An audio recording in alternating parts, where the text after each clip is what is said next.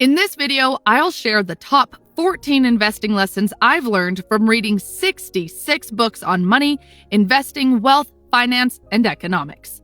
These lessons helped a lot in my journey to achieve financial freedom and understand the secrets of successful investing and wealth building.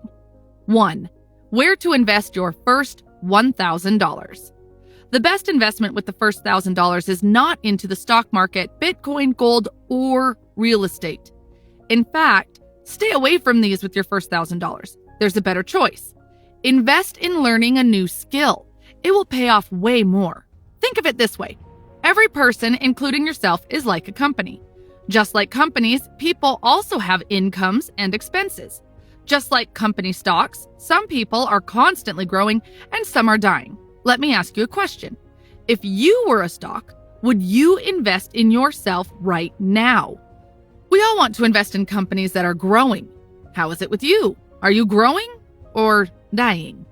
You are the most valuable stock. Don't chase an 8% return in the stock market while you have stock that can give you a 10,000% return.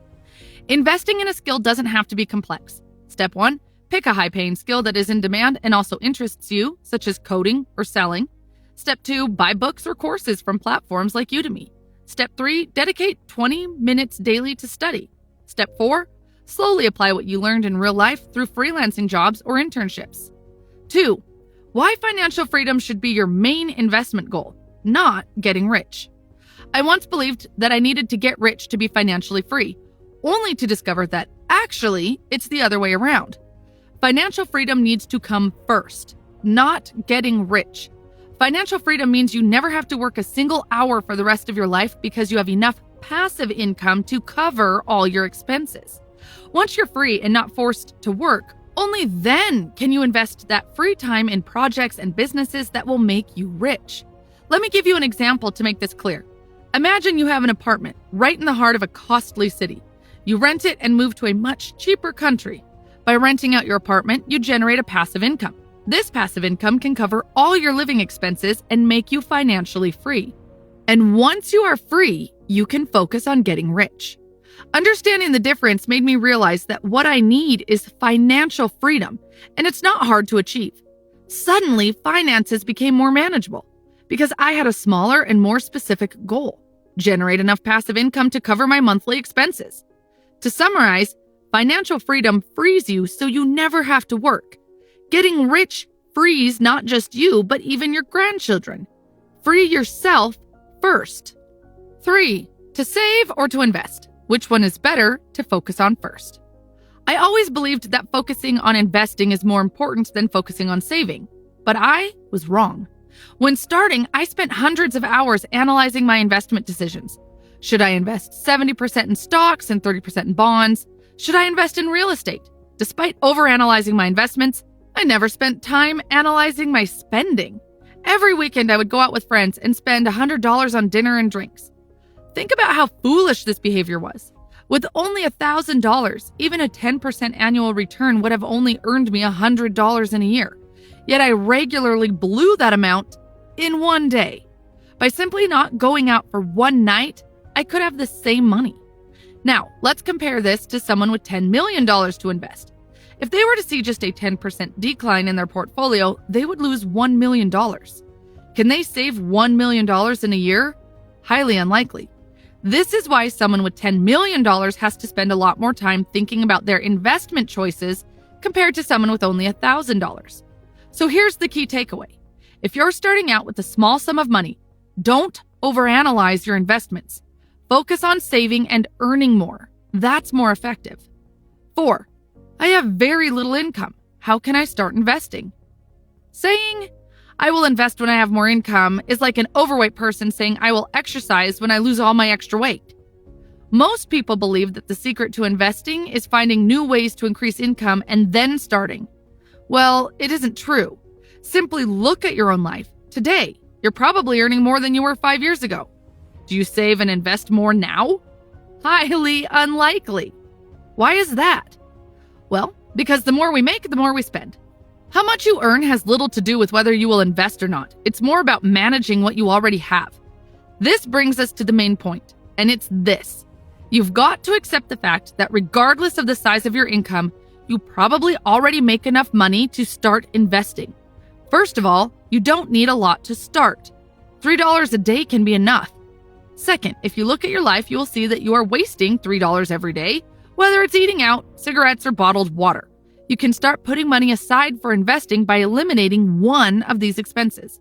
And don't say that you can't cut on anything. If your boss reduces your salary by 5% tomorrow, you'll complain a little bit, but you'll not quit. Soon you'll adjust your life to a new income and not even feel the difference. 5. Time is money. What is the return you get on 1 hour of your time? Have you ever calculated the actual value of 1 hour of your time? When it comes to investing, most people look at the return they will get on their money. But the more books I read and the more I study successful people, I realize that money isn't the first thing they look at. The first thing they look at is the return they will get on their 1 hour. Most people don't understand this. That is why you see people standing in line for 1 hour to get $2 worth of free ice cream. If you spend 1 hour finding the cheapest oranges so that you can save 60 cents, then the value of your 1 hour is 60 cents. We all know time is money, but we often forget this simple fact.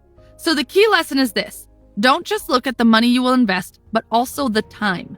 For example, if you invest in Bitcoin, time investment doesn't just end with placing the buy order. Think about how much time you will spend watching the market, watching videos about Bitcoin, and spending days worrying when Bitcoin price goes down. 6. The biggest mistakes you are probably making with your finances. If willpower alone could secure financial stability, why do so many disciplined individuals still struggle with money? Many people think that if they try harder, they will save more, pay off debt, and start investing. Unfortunately, regardless of how strong your willpower is, you will not be able to do that. Manually putting money into our savings or investment account is a painful task. You have to make that decision every paycheck. You are setting yourself up for failure. That is why automation is critical.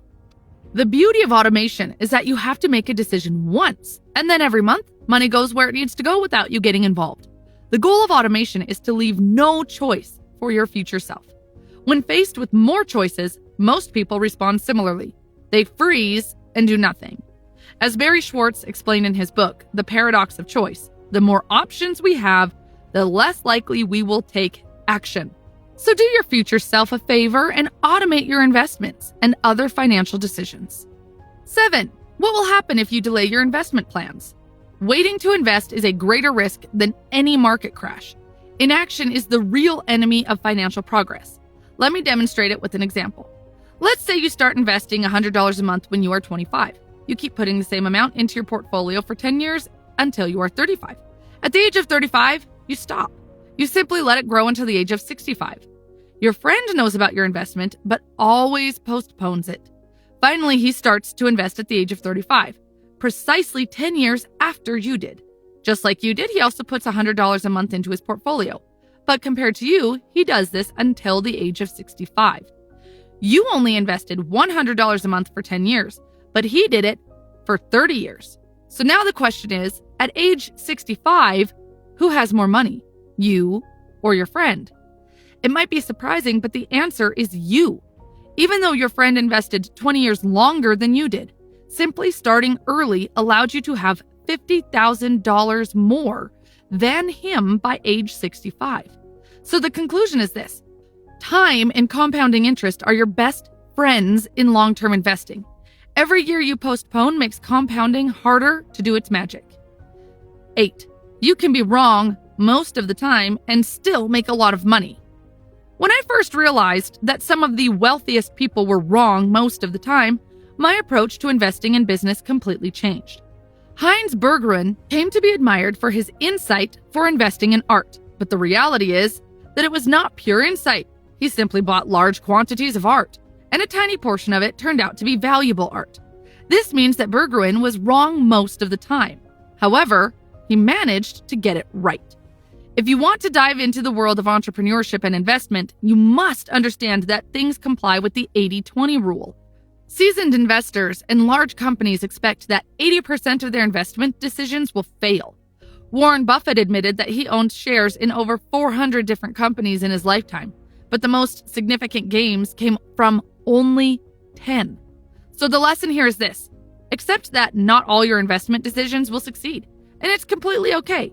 Adopt a long-term strategy. 9. Ignoring a 1% fee could be your biggest financial mistake in long-term investing. The financial industry's greatest deception may just be convincing investors that a 1% fee is not a lot. But let me give you an example, and you'll see how a 1% fee makes a massive difference. Let's say your grandmother gives you and your brother $100,000 each as a gift.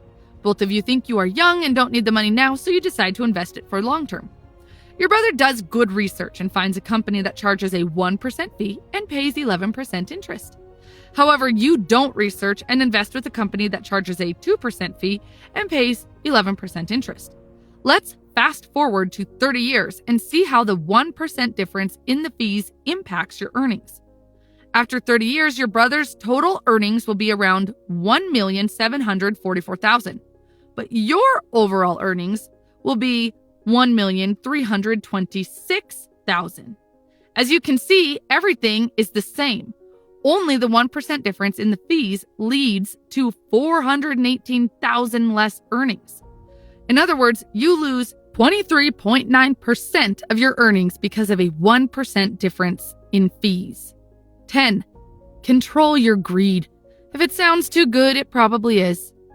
In an age where everyone is looking for a shortcut to wealth, embracing skepticism is your greatest financial asset. There's a difference between big dreams and letting your dreams and greed influence your decisions. Once greed takes over, you start believing unrealistic things and ignoring facts. You want it to be true so bad that you stop questioning.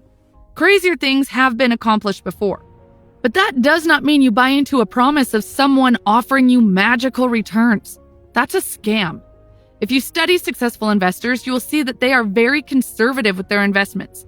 They would rather build slowly instead of rushing into a risky opportunity. Control your greed. If investment return sounds too good to be true, it probably is. 11. The hidden investment strategy: paying off your debts.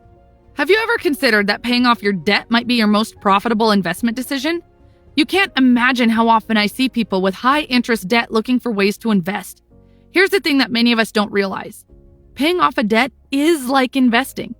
For example, paying off a debt with 15% interest is like investing in something that brings you a 15% return.